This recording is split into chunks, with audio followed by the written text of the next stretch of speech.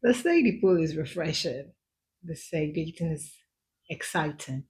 But they forget to tell you about the shacks, about the chlorine burn. You know that thought that most of us do and we never speak out loud. Hi guys, finally excited to do this. My name is Mafe and I'll be your host on the dating pool. Welcome to the dating pool. The pool is officially open.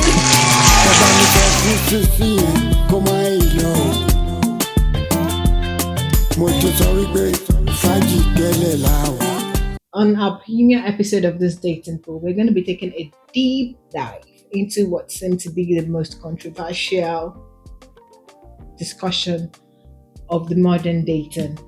You know, you've experienced it, I've experienced it. 99.9% of us have experienced it. We don't like to talk about it, and we all know what it is. Drum roll. Ghosting. Ghosting! Why do we do this? Is it self-preservation or is it cowardice? I like the conversation that some people tend to bring to the table when it comes to ghosting.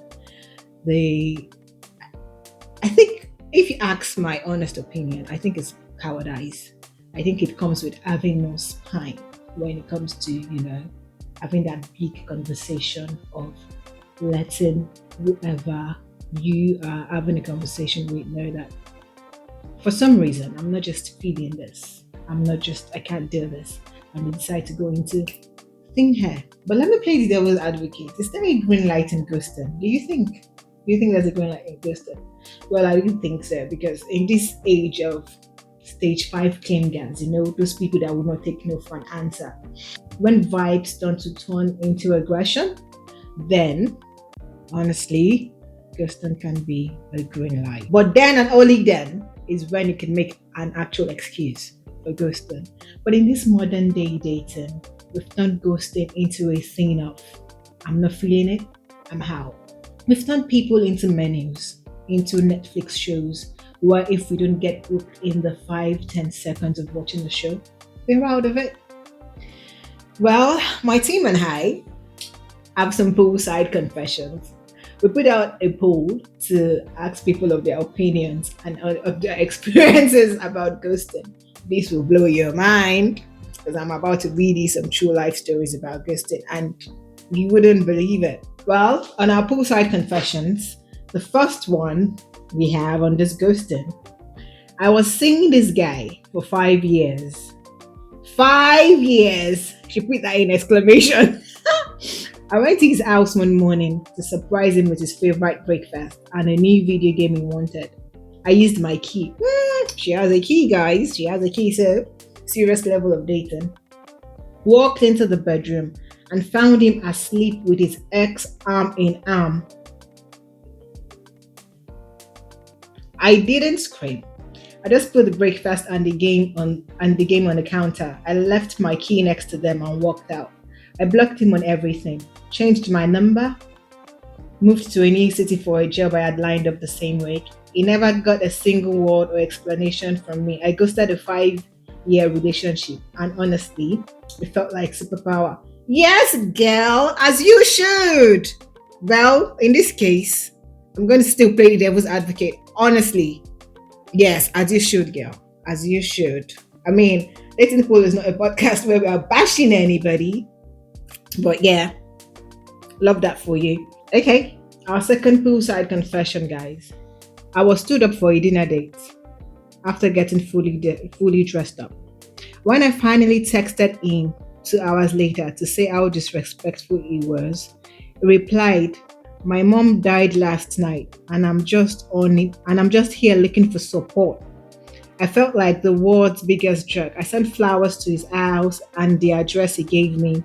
I checked on him every day. A week later, a friend of mine saw him on Tinder with a bio that said, "Having a great week, let's party." Apparently, his mom was fine. He just used a fake tragedy to avoid the guilt of standing. Some of you in this dating world are a mess. The mother that knows no hand and leg in this matter, you just drag them into it. Our last poolside confessions for today, guys. I'm a serial ghoster. Hmm.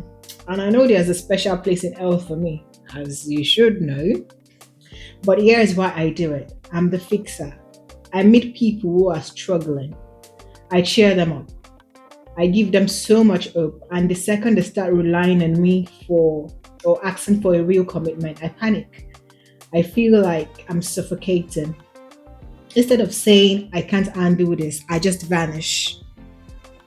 I've even ghosted a best friend who told me he was terminally ill because I couldn't handle the weight of the conversation. It's not that I don't care, it's that I care too much. I get paralyzed, and disappearing is the only way I know how to breathe again. Hmm, this one is very different, you know. It's very different. I mean, people do seek therapy for this thing sometimes. When I think this is a whole different level where you start feeling you can't handle some level of conversations, and instead of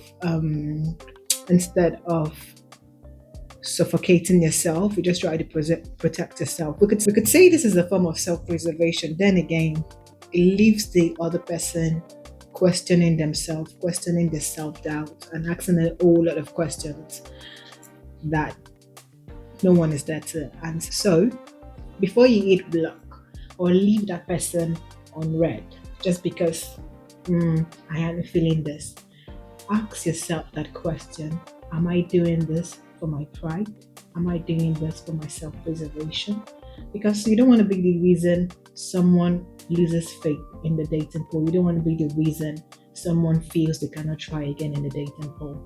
On that note, guys, thank you so much for sticking it out with me on this first episode of the Dating Pool podcast. I'm so glad to have you here. And in the spirit of Valentine's, myself and my team have decided that we would be doing a little tiny giveaway. But there is a catch to it. You have to be following and on Instagram and on YouTube. So what you have to do to win this is what did we say, guys? Yes, I remember.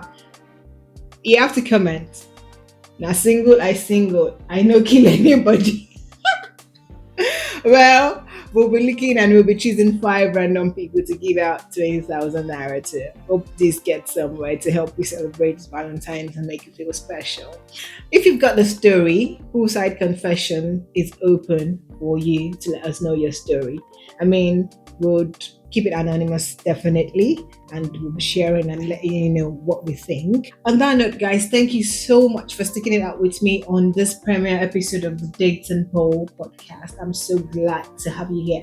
To be a member of this community, make sure you like, follow, comment, share to your enemies, to your friends, to your exes. Tell them that, yeah, you are better now on this Dating Poll show. Make sure you follow, guys. Make our community larger. And on our Poolside Confession Day, if you want to be a part of that, all you need to do is send your messages or emails to datingpool@gmail.com, and we would have that selected or read anonymously. Thank you so much, guys. It's so good. It feels so good to be doing this with you. And until next time, choose clarity, protect your heart, and do not drown in the dating pool. Till I see you next time. Bye.